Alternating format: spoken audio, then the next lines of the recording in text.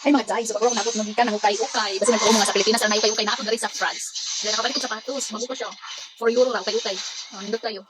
Nindot tayo siya. Bago pa kayo, wala ko yung gamit ulay ko. Wala pa yung gas-gas. 4 euro, ukay-ukay na siya, ukay-ukay. Yan kani. Akong dress, ukay-ukay po. Okay. Nana siya yung walang paha. Medyo dako lang siya dali pero mabuhatan pa, magawan pa ng karaan. Diba? Nindot yung ukay-ukay. Isukod pa lang uban, daghan kay kog napalit. Ari pagiday. Okay, put that's dress. I love it. Tag 3 euro ning mga dress nga akong palit. Tag 3 euro, barato lang kung i-convert mo sa piso mga 100 ka pinray okay utay. H&M pa jud ang brand. Char.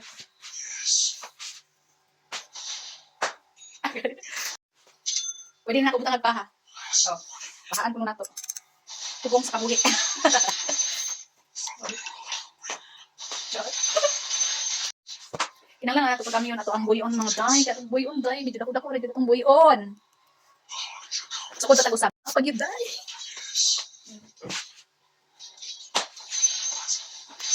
Pag pang social, pag formal kay tani. O, diba? Kitang cleavage. Cleavage. So, hindot siya mga day. So, naidaghan ditong dress, no? Pero balikon ko to kay open sila ang iksabado. So, mabalik ko nga kung napa to, palito na ako. Balik ko, di ba? Nana, okay, 3 euro. Nindot ko pang social. Formal attire. Kasi kita lang cleavage. Oh, di ba? Nindot. Oh, yan. Magsukod pa tadagan, kita di pamalit dahil. Abi pa lang sa uban. Poor. So, nagpalit ko leggings po to euro. Oh, nindot kay baga siya. Oh, tela, kanang garter. Mapilit yun yung tambok. Oh, hindi pa yun nalata yung hangbuto.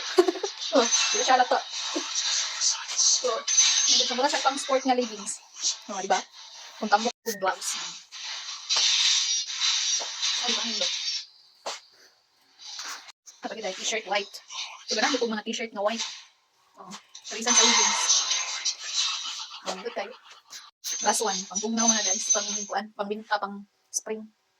O, diba? Nalangkay ko sa leggings, kaya dili. Bugdo ako ang bugto. O, diba? Ganahan ko sa leggings, kaya dili halata. Kung nabugdo. Okay lang yan.